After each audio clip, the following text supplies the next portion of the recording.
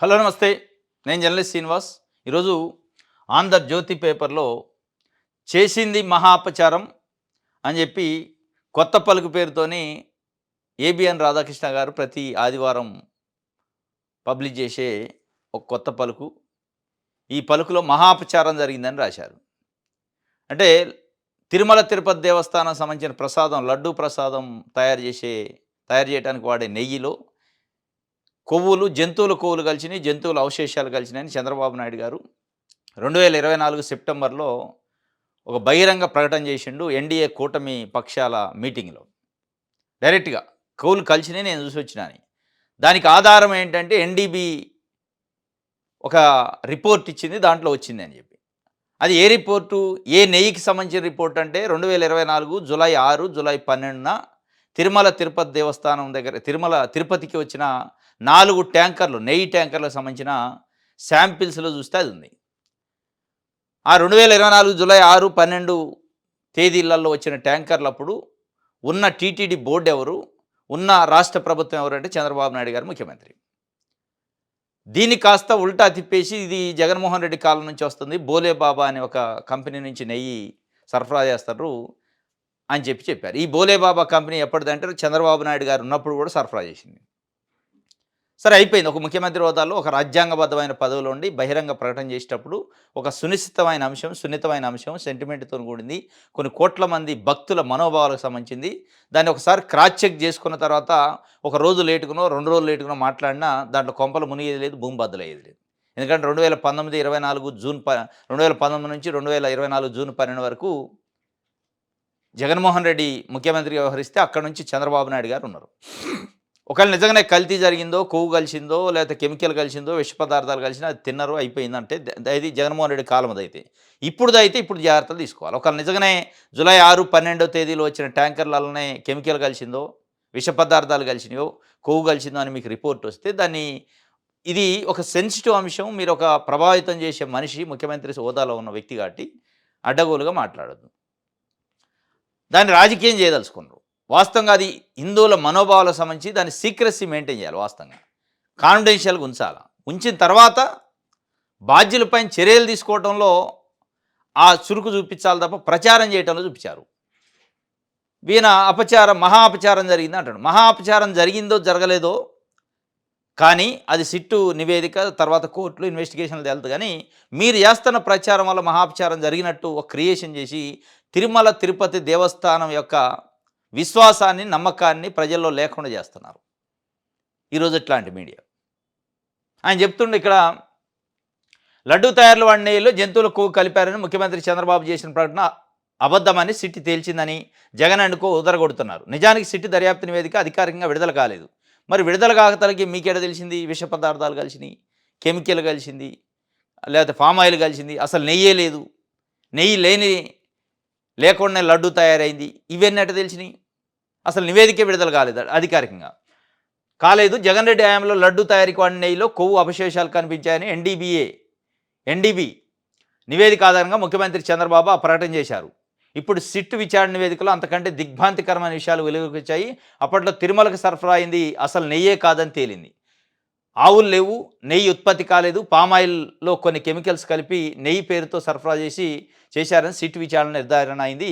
దీన్ని సాంకేతికంగా chemical cocktail అంటారు. జంతువుల కొవ్వు కలిపి ఉంటే ఆ దేవదేవుడికి అపచారం చేసిన వాళ్ళు మాత్రమే అయ్యేవారు. ఇప్పుడు అంతకంటే మహాదారుణానికి ఒడిగట్టారని స్పష్టమైంది. రసాయనాల మిశ్రమం వల్ల భక్తుల ప్రాణాలతో చెలగాటమాడారు. దీన్ని ఏమనాలి? ఈ పరిస్థితి కారకులు ఎవరు? జంతువుల కొవ్వు కలవలేదని తెలిసిపోయిందని జబ్బలు జరుచుకుంటున్న జగన్ కెమికల్స్ వాడకాన్ని ఎలా సమర్థించుకుంటుంది అన్నట్టు.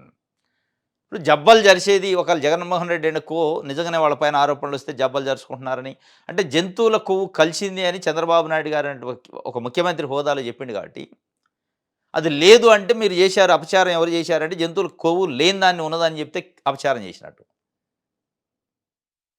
ఇప్పుడు సిట్ జరిపింది. అందులో కొవ్వు లేదు, ఏది లేదు. ఎందుకంటే 219 పేర్లతో సిట్ ఒక రిపోర్ట్ ఇస్తే దాంట్లో 209, 210, 209, 210 పేజీలలో స్పష్టంగా నో డిటెక్షన్ అని చెప్పింది. కొవ్వుకు సంబంధించి అంశాలు రాలేదు, కెమికల్స్ కలిసినాయి అని చెప్పింది. ఆ కెమికల్స్ పాపం ఎవరిది అనేది ఇప్పుడు సిట్ విచారణ తేలింది, కోర్టు విచారణ తేలింది. ఆయన జబ్బలు దరుచుకుంటుండే కానీ మీ భుజాలు దడుపుకోవటం ఏంటి? మీ బాధ అంతా ఏంటి? చంద్రబాబు నాయుడు గారు కొవ్వు ఉందనడు. ఇప్పుడు కొవ్వు లేదని వచ్చింది. ఆయన ఏదో అపచారం చేసినట్టు ప్రజల్లో ఒక అపనమ్మకం వస్తది. దాన్ని ఏం చేయాలి? లేదు, లేదు, లేదు, లేదు ఇది కలిసింది, అది కలిసింది. ఇప్పుడు ఆయన ఏమంటుండంటే ఆ! అంతకంటే ఎక్కువ తిరుమల, తిరుపతి దేవస్థానం దేవుడికి అపచారం చేసిన వాళ్ళు మాత్రమే అయ్యేవారు. జంతువుల కొవ్వు కలిపి ఉంటే దేవుడికి అపచారం చేసిన వాళ్ళు మాత్రమే ఉండేవాళ్ళు. కానీ కెమికల్స్ బలిసి భక్తుల ప్రాణాలతోని చెలగాటం ఆడారు. ఏ భక్తుల ప్రాణాలతోని చెలగాటం ఆడారు? నిజంగా అసలు ఎంత గమ్మత్తుగా ఉంటదంటే అసలు పాలు లేవు. అప్పుడు వాడిన నెయ్యి లేదు. అప్పుడు వాడిన లడ్డూ లేదు. అప్పుడు తిన్న లడ్డూ లేదు. ఆ తిన్న భక్తులు ఎవరో తెలవదు. ఆ తిన్న భక్తులు ఎవరైనా వచ్చి కంప్లైంట్ చేసి మాకు దాంట్లో విష పదార్థాల వల్ల మాకు ఫుడ్ పాయిజన్ అయింది, లేదా మాకు ఇట్లా ఉంది, ప్రాణాల మీదకి వచ్చిందని ఎవరు వచ్చినోళ్ళు లేరు. మీరు లేని దాన్ని తీసుకొచ్చి ప్రచారం చేసి ఇది మీరు అనుకుంటున్నారు కేవలం జగన్మోహన్ రెడ్డి మీదనో, వైఎస్ఆర్సీపీ మీదనో, అప్పుడున్న అధికారుల మీదనో, అప్పుడున్న వైఎస్ఆర్సీపీ నాయకులు, చైర్మన్ల పైనో మనం ఆరోపణలు చేస్తున్నాం. ఈ ఆరోపణలు కాస్త జనం నమ్ముతారు. ఇది ఒక సెంటిమెంటు భక్తులు ఈసడించుకుంటారని. కానీ మిమ్మల్ని ఈసడించుకునే పరిస్థితికి వచ్చింది. ఇప్పుడు లేని దాన్ని ఉందని, అసలు ఆ నెయ్యి లేదు, ఆ తిన్న లడ్డు లేదు, కెమికల్ కలిసిందో కలవలేదు తెలియదు, కలిసింది కలిసింది కలిసింది కలిసింది అని ఒక తిరుమల తిరుపతి దేవస్థానం విశ్వాసం పైన దాడి చేస్తున్నారు. మీకు అది అర్థం కావట్లేదు. మీరు ఏదో పెద్ద ఉద్ధరిస్తున్నట్టు స్వయంగా టీటీడీ చైర్మన్ తిరుమల కొండపై కూర్చొని జగన్మోహన్ రెడ్డి ఎందుకో క్రిస్టియన్లు కాబట్టి హిందూ భక్తుల్ని మనోభావాలను దెబ్బతీస్తున్నారు, హిందువులపైన దాడి చేస్తున్నారు. అంటే విచ్ఛిన్నం చేసే కార్యక్రమం, సమాజం మధ్య గొడవలు పెట్టే కార్యక్రమం, మతాల మధ్య గొడవలు పెట్టే కార్యక్రమం ఒక చైర్మన్ హోదాలో తిరుమల కొండపై కూర్చొని మాట్లాడింది. ఇప్పుడు మీరు రాసే రాతలు కూడా అయ్యాయి. కొన్ని కోట్ల మంది ప్రాణాలతో చెలగాటం ఆడారట. ఎవరు చెప్పారు? ఎక్కడ ఏ విషయం కలిసిందని చెప్పారు? ఆ విషయం నిజంగానే మీరు అంటున్నట్టు విష పదార్థాలు, ప్రాణాలతో చెలగాటం ఆడే విష పదార్థాలు కలిసి ఉంటే అందులో ఇప్పుడు కొవ్వు లేదన్నారు కాబట్టి దీనికి మళ్ళీ విష పదార్థాన్ని యాడ్ చేస్తే మమ్మల్ని చంపడానికి జగన్మోహన్ రెడ్డి ప్రయత్నం చేసినా అనుకోవటానికి తప్ప వాళ్ళు అనుకుంటారేం కానీ మొత్తానికి అల్టిమేట్గా టీటీడీ విశ్వాసం పైన దాడి చేస్తాను. మేము ఏ భక్తులు వచ్చారు మాకు ఫుడ్ పాయిజన్ అయిందని? ఎవరు రాలేదు కదా. ఎవరు చెప్పారు కెమికల్ కలిసిందని? ఏ పాలవి, ఏ నెయ్యి, అది ఏ లడ్డు? 2024 జూలై 6, 12 రోజు సంబంధించిన అంశం ఇదంతా. మీరు మాట్లాడేది ఏంది? జగన్మోహన్ రెడ్డి కాలంలో జరిగిందని. ఎట్లా, ఏ క్రైటీరియాతో చెప్తారు? సరే జగన్మోహన్ రెడ్డి కాలంలో జరిగిందా? 2024 జూలై 6, 12 వచ్చిన 4 ట్యాంకర్లో కలిసిందా పక్కన పెడితే, ఆ కలిసింది ఏందో కానీ మీ ప్రచారం ఎక్కువైంది. తిరుమల తిరుపతి దేవస్థానానికి సంబంధించిన లడ్డు ప్రసాదం కొనుక్కోవాలంటే ఒక భయపడేలాగా, ఒక ఆందోళన పడేలాగా మీరు ఒక క్రియేషన్ చేస్తాను.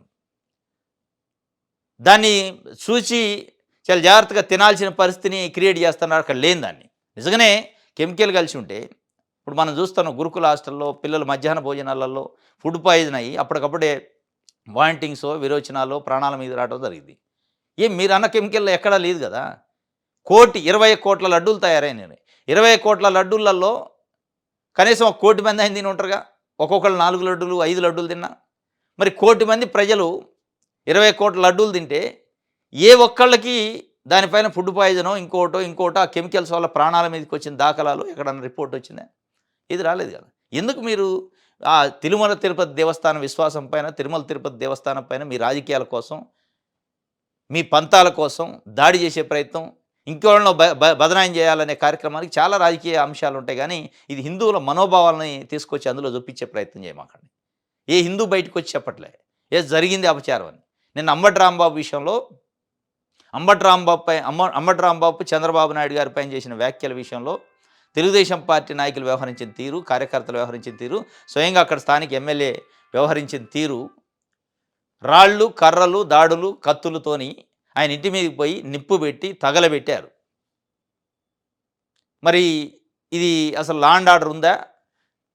అదే అంశం వేరే పార్టీ వాళ్ళు చేస్తే మొత్తం చట్టాన్ని చేతిలో చూస్తున్న రౌడీలు, మూకలు, రౌడీయిజం అని చెప్పేటోళ్ళు. ఒకవేళ నిజంగానే అట్లాంటిది ఏదైనా జరిగింది, హిందువుల మనోభావాలు నిజంగానే దెబ్బతిన్నదంటే, కల్తీ జరిగిందంటే ఏ హిందువు అయినా అట్లాంటి బయటకు వచ్చిండా? చంద్రబాబు నాయుడు గారి పైన వ్యాఖ్యలకి ఆ స్థాయిలో తెలుగుదేశం పార్టీ నాయకులు బయటకు వచ్చి దాడులు చేసి, ఇళ్ల మీదకి పోయి దాడులు చేసి, అద్దాలు పగలగొట్టి, మొత్తం సామాన్లు పగలగొట్టి నిప్పులు పెడితే మొత్తం హిందువులు కోట్ల మంది హిందువులలో ఏ ఒక్క హిందూ ఆయన వచ్చి ఎస్ జగన్మోహన్ రెడ్డి ఉన్నప్పుడు ఇది జరిగింది మా ప్రాణాల మీదకి వచ్చింది విషం కలిపిండని ఒకళ్ళన్నా వచ్చి బయటకు రావడం కానీ నిరసనలు తెలపడం కానీ కనీసం అట్లాంటిది ఏమైనా ఉందంటే ఎక్కడ లేదు. మీరు లేని దాన్ని ఒక కృత్రిమమైన ఈ కల్తీని క్రియేట్ చేశారు.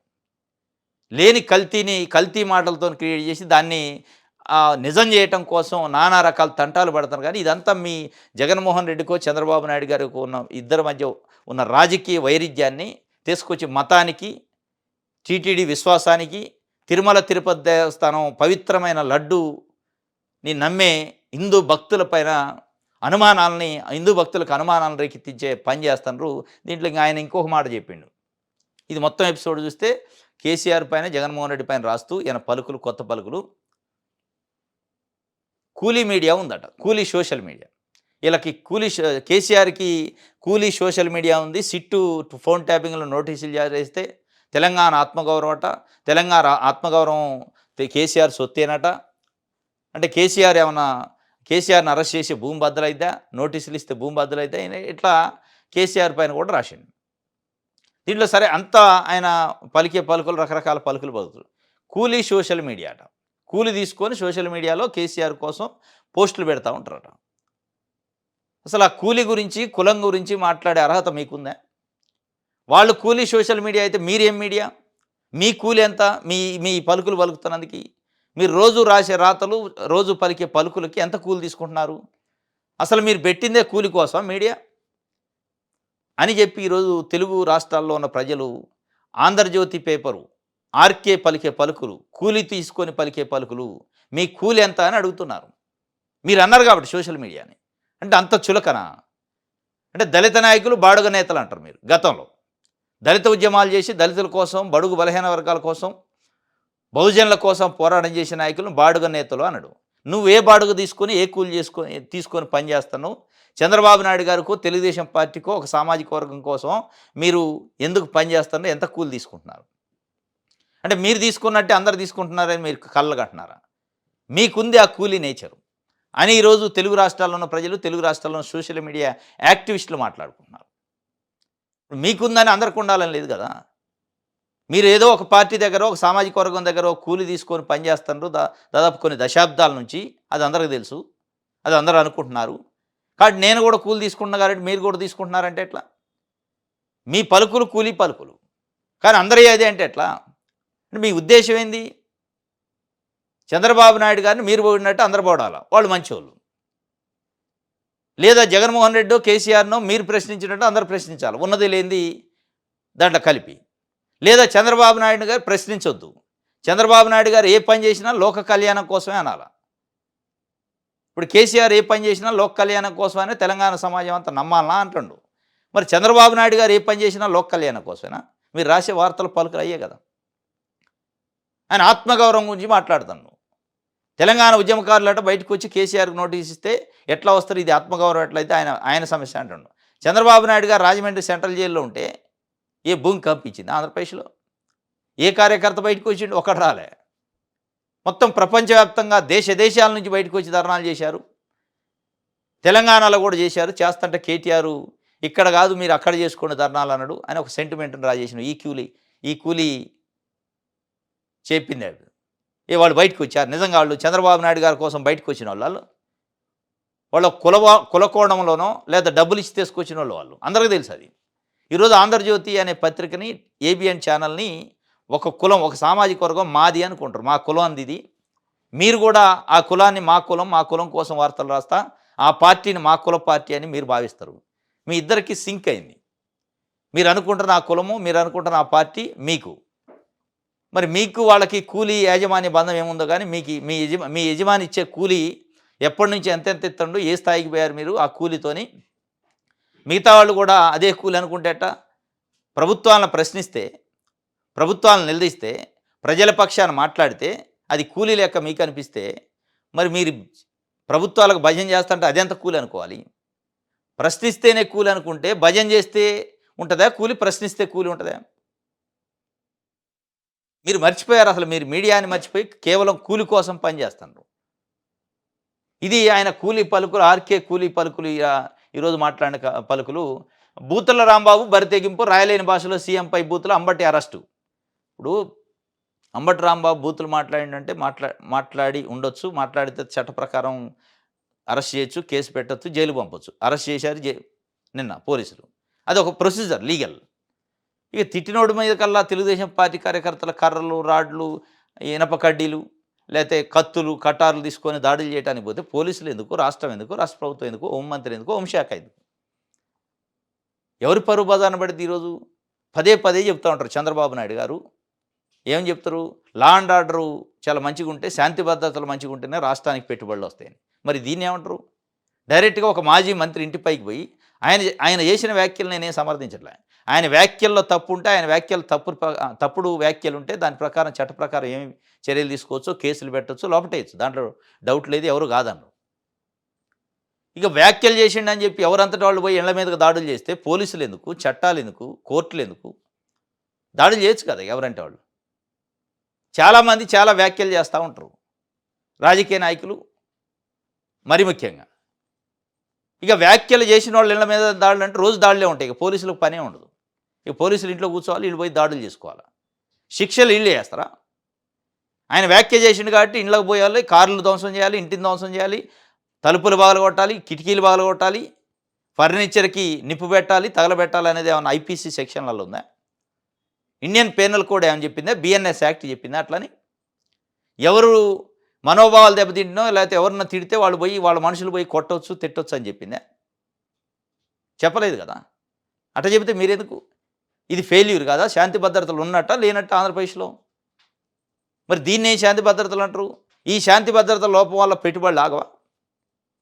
ఈ టైప్ ఆఫ్ చేస్తే రేపు దానికి ఒక లిమిట్ ఏముంటుంది?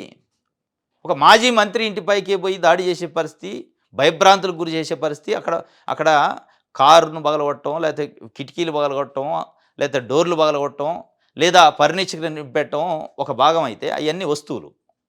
అదే మనిషి ఉంటే అక్కడ మనుషులు కూడా చంపేస్తారా? అందుకే కాదు ఒక చట్టం పెట్టింది, చట్టం ఒక ప్రొసీజరు, దానిపైన ట్రయలు, దాని తర్వాత శిక్షలు ఉన్నది. ఇట్లా ఎవరంటే వాళ్ళు చట్టాన్ని చేతిలో తీసుకుంటే ఎటుబడితే అది పోద్ది, చంపేస్తారు, గొడవలు అయితే అని కదా ఆ చట్టాలు పెట్టింది. ఒకవేళ ఆ ప్లేస్లో మనుషులు ఉంటే పరిస్థితి ఏంది? ఆ ప్లేస్లో అంబటి రాంబాబు ఉంటే, లేకపోతే వాళ్ళ మనుషులు, వాళ్ళ కుటుంబ సభ్యులు ఉంటే చంపేస్తారా మీరు? ఇది ఆ పద్ధతి. ఆయన మాట్లాడింది మాటల్ని చట్ట ప్రకారం చర్య తీసుకోవచ్చు. దానికంటే మీరు ఇప్పుడు ఆయన మాట్లాడింది ఒకటో రెండో మాటలో అసభ్యకరమైన మాటలో అన్పార్లమెంటరీ వర్డ్స్ ఉంటే దానిపైన కేసు పెట్టి చర్యలు తీసుకుంటే ఇంత రాద్ధాంతం కాపోయేది. వీళ్ళు పోయిన వందల మంది వందల బూతులు మాట్లాడారు. ఆయన మాట్లాడింది ఒక్క బూత్ కానీ వీళ్ళు అక్కడ కర్రలు రాడ్లు తీసుకొని పోయారు కదా, వీళ్ళు కొన్ని వందల వేల బూతులు మాట్లాడారు. ఒక్కొక్క మనిషిది లెక్కేది కొన్ని వేల బూతులు వస్తాయి. మరి వాళ్ళపైన ఎన్ని కేసులు పెట్టాలి? వాళ్ళ ఇళ్లపైన ఎంతమంది పోయి దాడి చేయాలి? ఇది ఆగిద్దా నిజంగానే చట్టాన్ని చేతిలో తీసుకుంటే? అంబటి రాంబాబు ఒక మాట అనడాన్ని అంబటి రాంబాబు ఇంటి మీదకి పోయి దాడి చేసి నిప్పెట్టి వచ్చారు. ఆ పెట్టే సందర్భంలో అమ్మలాలి బూతులు తిట్టారు. మరి ఆ తిట్టిన వాళ్ళ ఇళ్ళ మీదకి పోయి మళ్ళీ వీళ్ళు అంబటి రాంబాబు మనుషులు వైఎస్ఆర్సీపీ వాళ్ళు పోయి దాడి చేయాలా? ఇట్లా ఒక రాష్ట్రాన్ని రావణాకాష్ట చేస్తారా? ఇది నిన్న అంబటి రాంబాబు అరెస్ట్ గురించి రైట్. పోలవరానికి సంపూర్ణ సహకారం అంట, 3,000 కోట్ల విడుదలకు కేంద్రం అంగీకారం. 1,500 కోట్ల చొప్పున 2 విడతల్లో వస్తాయట. పోలవరానికి సంపూర్ణ సహకారం. ఏం సంపూర్ణ? 3,000 కోట్లు అట. 3,000 కోట్లు వస్తే సంపూర్ణ సహకారమా? అది పూర్తయ్యేటట్టు నిధులు వస్తే సంపూర్ణ సహకారం. 3,000 కోట్ల దఫల వారీగా 2 విడతల్లో 1,500 కోట్లు 1,500 కోట్లట. నాకు తెలిసి అమరావతికి కానీ, పోలవరానికి కానీ, విశాఖ ఇండస్ట్రియల్ కారిడార్ జోన్కి కానీ నిధులు కేంద్ర ప్రభుత్వం కేటాయించేటట్లు బడ్జెట్లో వచ్చేటట్టు అనిపించట్లే ఆశించిన స్థాయిలో. వస్తే నిజంగానే అక్కడ నుంచి వచ్చే పరిస్థితికి ఇట్లాంటి ట్యాగ్ లైన్స్, హెడ్ లైన్స్ ఉండేవి. అద్భుతమైన సహకారం అమరావతికి అని, అద్భుతమైన సహకారం పోలవరానికి అని. ఈ అద్భుతమైన సంపూర్ణ సహకారం అట 3,000 కోట్లకి. అమరావతికి ఒక 20,000 కోట్లు నిజంగానే కేంద్ర ప్రభుత్వం ఇస్తా అని హామీ ఇచ్చి ఉంటే ఇప్పటికి చాలా ఆంధ్రజ్యోతి లాంటి పేపర్లలో చాలా అద్భుతమైన ఈ ప్రకటనలు వచ్చాయి. ఏది అక్కడ రూపాయి అనాబిల్లు వచ్చే పరిస్థితి లేదు. ఈరోజు బడ్జెట్ ఉంది, చూడాలి ఏమిస్తారో. ఇక 3,000 కోట్లకే అద్భుతమైన సహకారం అని రాశారు డబుల్ ఇంజన్ సర్కార్లో. రైట్. సాక్షి చూద్దాం.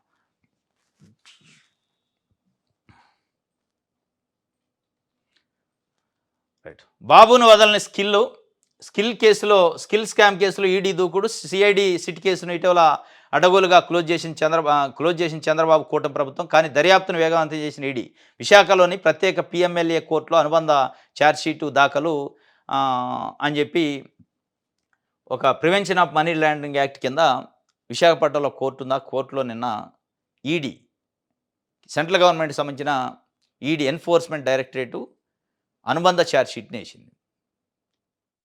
ఈ స్కిల్ డెవలప్‌మెంట్ కేసులో చంద్రబాబు నాయుడు గారు దాన్ని ఏం చేసిండంటే మిస్టేక్ ఆఫ్ ఫ్యాక్ట్ అని చెప్పి సిఐడి చేత ఒక పిటిషన్ ఏయించి క్లోజర్ రిపోర్ట్ ఏసి. అంటే ప్రభుత్వం చేతిలో ఉంది, ఆయన చేతిలోనే సిఐడి ఉంది. కేసు పెట్టింది సిఐడి కాబట్టి సిఐడియే మా దగ్గర ఏం ఆధారం లేదు, అసలు దాంట్లో ఆధారాలు లేని కేసు అది అని చెప్పి కొట్టేపించుకున్నారు. 53 రోజుల పాటు రాజమండ్రి సెంట్రల్ జైల్లో ఉండు చంద్రబాబు నాయుడు గారు ఇదే కేసులో supreme court, high court, ACB court bail ఇవ్వలే. బలమైన ఆధారాలున్నాయి, బెయిల్ ఇవ్వడానికి వీల్లేదు, సాక్షులను ప్రభావితం చేస్తారని చెప్పి ఆ రోజు బెయిల్ నిరాకరించింది. అట్లాంటి కేసులో ఇప్పుడు ఏం ఆధారాలు లేవు, మిస్టేక్ ఫ్యాక్ట్ అని చెప్పి సిఐడి చేత బలవంతంగా క్లోజ్ చేయించారు ఆ కేసు. కానీ అది మళ్ళా చంద్రబాబు నాయుడు గారికి షాక్ ఇచ్చింది. ఇప్పుడు ఆ సిఐడి అంటే ఏం చేతిలో ఉంది, ఈడీ ఏం చేతిలో ఉండదుగా. ఈడీ ఏం చేసింది, ఛార్జ్‌షీట్ వేసింది. ఇప్పుడు ఏదైతే చంద్రబాబు నాయుడు గారికి అనుబంధంగా షెల్ కంపెనీలో ఇంకోటో ఆయన మనుషులు, ఆయన దగ్గర వాళ్ళకి సంబంధించిన కంపెనీ ప్రతినిధుల ఆస్తులను అటాచ్ చేసింది.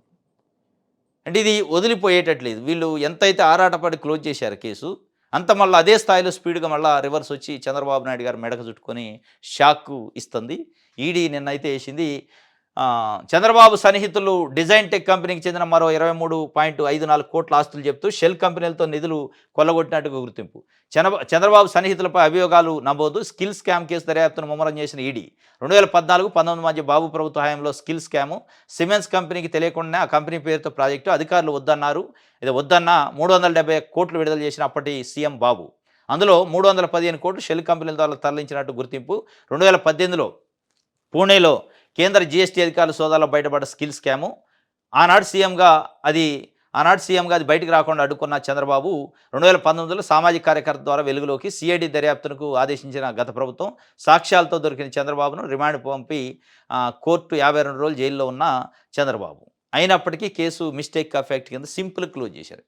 మొత్తం ఏమాత్రం ఇంత కూడా నైతిక విలువ, ఎట్లాంటి విలువ లేకుండా క్లోజ్ చేశారు. ఇది ఏమైనా అనుకుంటారా, సమాజం ఏముంటుంది, న్యాయ వ్యవస్థ ఏం ఫీల్ అయితే అనేది కూడా ఎక్కడ కూడా. అంటే మామూలుగా జేబు దొంగలు కూడా, చిన్న చిల్లర జేబు దొంగలు కూడా, పిక్ పాకెట్ గాడు కూడా కేసు క్లోజ్ కావాలంటే ఒక తతంగం ప్రొసీజర్ ఉంటుంది. కానీ ఇక్కడ ఏం లేదు, డైరెక్ట్గా క్లోజ్ చేసేసారు. కానీ ఈడీ మళ్ళీ షాక్ ఇచ్చింది. ఈడీ ఇప్పుడు ఛార్జ్‌షీట్ వేసింది.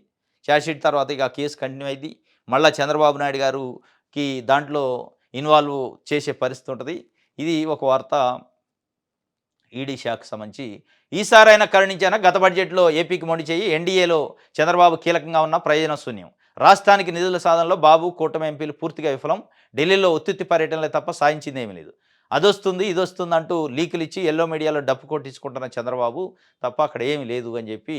వాస్తవంగా అక్కడ ఉంటే నిజంగానే చంద్రబాబు నాయుడు గారు పోయి నిర్మలా సీతారామన్ను, అమిత్ షాను కలిసి మాకు బడ్జెట్లో ఇంత కేటాయించాలని అడిగి ఉంటే, వాళ్ళు హామీ ఇచ్చి ఉంటే, ఇప్పటికీ ఎల్లో మీడియాలో తెలుగుదేశం పార్టీకి సంబంధించిన కూలీ మీడియా ఉంది కదా, ఆ కూలీ మీడియాలో పెద్ద పెద్ద బ్యానర్ ఐటమ్స్ వచ్చాయి. పోలవరానికి ఇన్ని వేల కోట్లు, అమరావతికి ఇన్ని వేల కోట్లు, విశాఖ కారిడార్ జోన్కి ఇన్ని వేల కోట్లు, వెనకబడిన జిల్లాలకు ఇన్ని వేల కోట్లు అని పెద్ద పెద్ద ట్యాగ్ లైన్స్ వచ్చాయి. అక్కడ ఏమి లేదు కాబట్టి పసలేని పరిస్థితి అక్కడ. ఇప్పుడు దావోస్ పర్యటన కూడా అదే. దావోస్ పర్యటన కూడా కిమ్మన్ల ఏ పేపరు, టీవీ ఛానల్ కూడా మాట్లాడలేని పరిస్థితి. ఏం తెచ్చారంటే ఏం లేదు, సున్నా. దాని గురించి మాట్లాడలే. అట్లా ఇది కూడా కరుణించే పరిస్థితి లేదు. కరుణించడానికి అడిగితే కదా కరుణించడం. అర్వా శ్రీధర్ సిఫార్సుతోనే అబార్షన్ అయిందట అని చెప్పి Arava Sridhar Janasena party railway Koduru MLA. ఆ బాధితురాలు పాపం ఎక్కని మెట్టలేదు. నిన్న నేషనల్ హ్యూమన్ రైట్స్ కమిషన్ కూడా పిటిషన్ ఇచ్చింది. అయినా ఇక్కడ ఉన్న కూటమి ప్రభుత్వానికి కానీ, చంద్రబాబు నాయుడుకి కానీ, పవన్ కళ్యాణ్కి కానీ కనపట్టలేదు అది. ఇక నిన్న ఈ ఈ ఈ కూలీ పలుకులు, ఆర్కే పలికిన కూలీ పలుకుల్లో ఈరోజు అర్వా శ్రీధర్ అంశాన్ని కూడా అందులో రాసిండు. అర్వా శ్రీధర్ హనీ ట్రాప్ అట.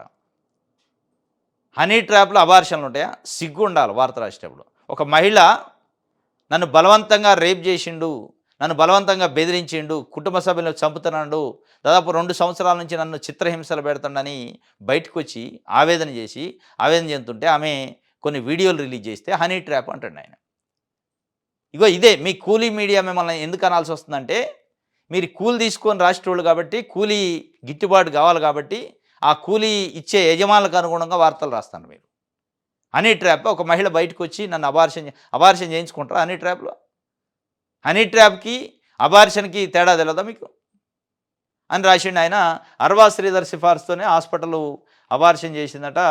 ఇంకోటి ఎంఆర్‌పీఎస్ నేత దారుణ హత్య డాక్టర్‌తో ఢీకొట్టి రాడ్లతో విచక్షణారహితంగా దుండగులు దాడి చేశారట. ఆసుపత్రిలో చికిత్స పొందుతూ ఎంఆర్‌పీఎస్ నాయకుడు రమేష్ మృతి. హత్యపై బగ్గుమన్న కుటుంబ సభ్యులు, దళిత గిరిజన సంఘాలు మృతదేహంతో కలెక్టరేట్ ఎదుట పెద్ద ఎత్తున ధర్నా. మృతుని కుటుంబ సభ్యులకి న్యాయం చేయాలని డిమాండు.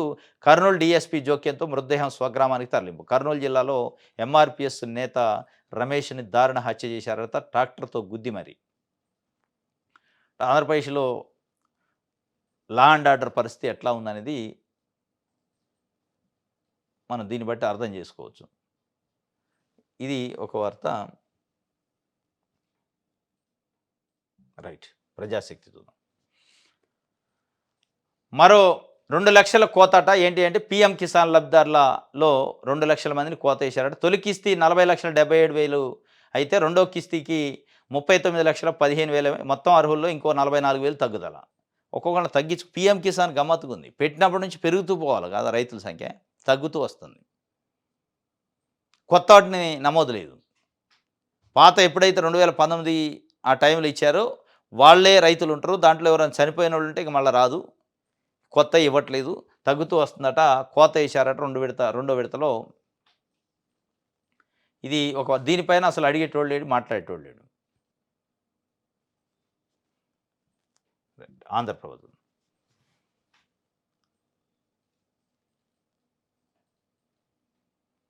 రాష్ట్రానికి నిధుల భరోసా అట. రాజధాని అమరావతికి full support. Polavaram, Visakha economic zone కీలకం. రాయలసీమ హార్టికల్చర్ హబ్కు మద్దతు. పూర్వోదయ పథకానికి భారీగా నిధులు. ఇప్పటికే కేంద్రం పెద్దలు, ఆర్థిక మంత్రికి విన్నపాలు. బడ్జెట్ కేటాయింపులపై రాష్ట్రం ధీమాగా ఉందట. గత ఏడాది కన్నా భిన్నంగా కేటాయింపులు ఉంటాయట. రాష్ట్రానికి నిధులు భరోసా వస్తుందట. ఆ భరోసా వచ్చే పరిస్థితి ఉంటే ఈ తెలుగుదేశం పార్టీ ఎల్లో మీడియా ఉంది కాబట్టి పెద్ద ఎత్తున ఉండేది. ఆడ భరోసా లేదు కానీ ఎంతో కొంత ఇస్తుంది. ఇక దాన్నే భరోసా అనుకోవాలి మనం. ఇక దాన్నే చాలా అద్భుతం జరిగినట్టు అనుకోవాలి.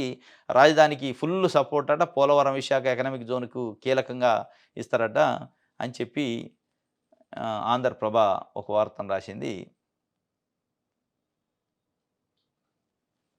రైట్. ఈనాడు చూద్దాం.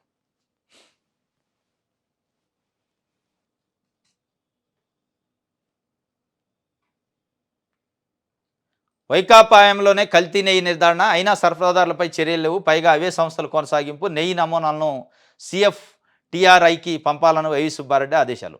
అది కల్తీ నెయ్యేనని స్పష్టం చేసిన CFTRI అభియోగ పత్రం, నిందితుల రిమాండ్ రిపోర్టులో ప్రస్తావించిన సిట్టు దర్యాప్తులోని అంశాలపై మరోసారి చర్చ.